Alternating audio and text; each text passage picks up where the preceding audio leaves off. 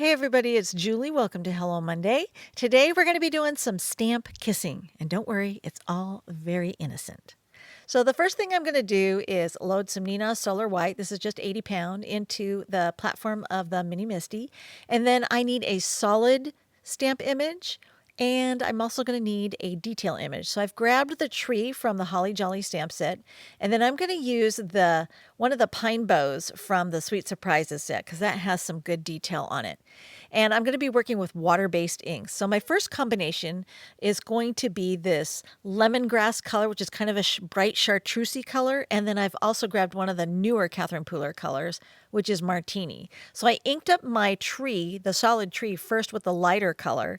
And then I'm going to stamp right over the top with that pine bow using the Martini, which is a deeper, darker color.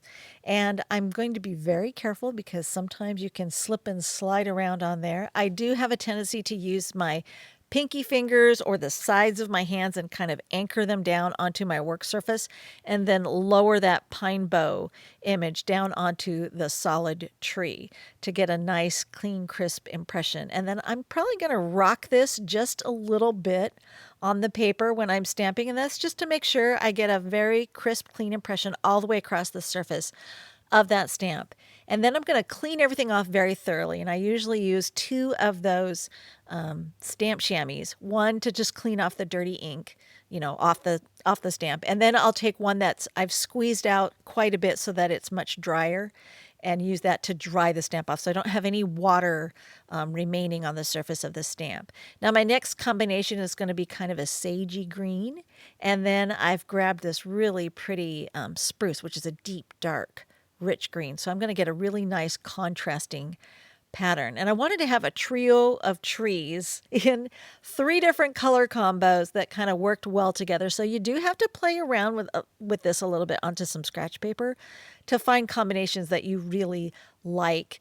Not only layered together and give you enough definition so that you can see the details of that darker ink, but also the three colors that are going to get, or not three colors, well, three color combos are going to work well together. So it did take me a little bit of time.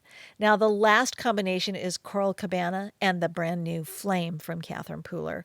And because I'm working with water-based dye inks and the surface can be super, super slick, I'm not only anchoring your hands against the work surface and lowering the stamp down onto it helps, but also your ink pads need to be a little bit more on the dry side instead of super juicy. If they're super juicy and saturated, you're going to have a tough time getting a clean, crisp impression. So I would suggest blotting off excess ink onto some scratch paper until your ink pad is just a little bit drier on the drier side, and then you're going to have much better success. And then I'm going to take a craft card. This is a standard A2 card, 4¼ by 5½ inches, and I prepped that with some anti-static powder. I'm going to be doing some heat embossing, and then I've already got Sending Holiday Cheer. That one's from the Sending Holiday Cheer set, and I love the nice bold font work on this sentiment, and I think it'll look really cute paired with those trees. So I've just got some detail white embossing powder by Stampendous. I really love that fine grind white detail powder for doing sentiments. And then I just used my heat gun there to heat it up. I did preheat it and then melt all that embossing powder.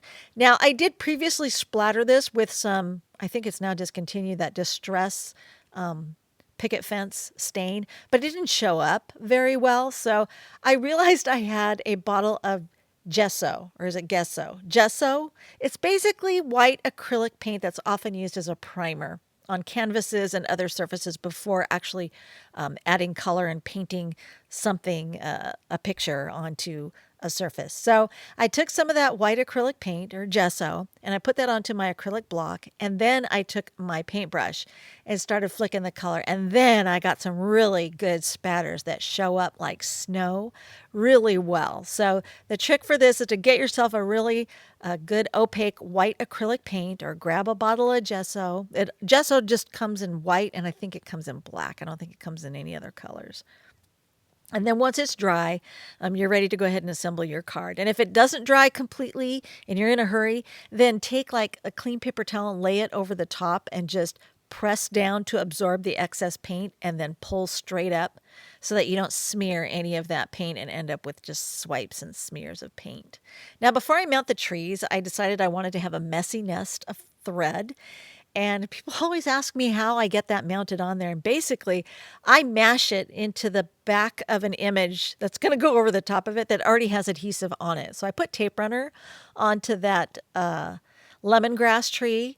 And so it's coated on the back. And then I could anchor that down onto the card. And then the other two trees have foam mounting tape on the back side. And then I'll just go ahead and remove the liner papers and get those mounted into place. And I think this looks so fun and festive. And I love the addition of texture that that pine bow gives the solid tree stamp. So boy, that's a lot of versatility, right?